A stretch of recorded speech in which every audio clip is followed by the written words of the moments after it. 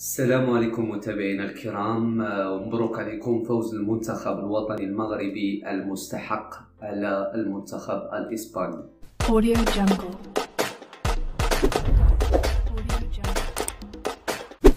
المهم ندخلوا مباشرة في الموضوع.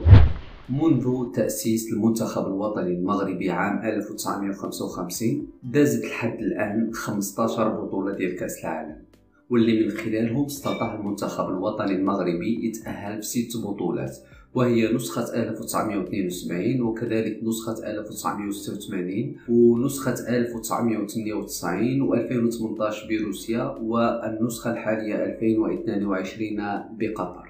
وقبل النسخة الحالية ديال مونديال قطر 2022 كانت نسخة 86 هي أفضل مشاركة للمنتخب الوطني المغربي في نهائيات كأس العالم، واللي من خلال هذه النسخة ديال 86 المنتخب الوطني المغربي استطاع أنه يتخطى دور المجموعات إلى دور الثمانية، وبذلك أصبح المنتخب الوطني المغربي هو أول فريق عربي يستطيع تخطي دور المجموعات إلى الدور الثاني من نهائيات كأس العالم.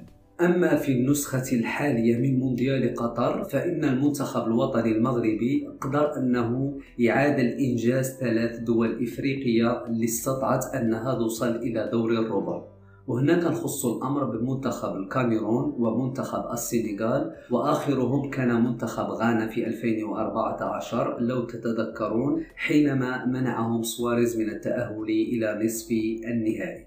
لكن المنتخب الوطني المغربي عادل هذا الإنجاز وعنده القدرة كي يستطيع تحطيمه ببلوغه إلى نصف النهائي، وذلك كما كنشوفوا أن المنتخب البرتغالي لا يقل قوة على المنتخبات اللي استطاع المنتخب الوطني المغربي أن يطيحها واحدا تلو الآخر، وبالتالي فإن المنتخب الوطني المغربي أمام إنجاز تاريخي لوصول إلى النصف النهائي، ليكون بذلك أول منتخب عربي وإفريقي يصل إلى هذا الدور. مشاهدينا الكرام، لا تنسون من إعجابكم.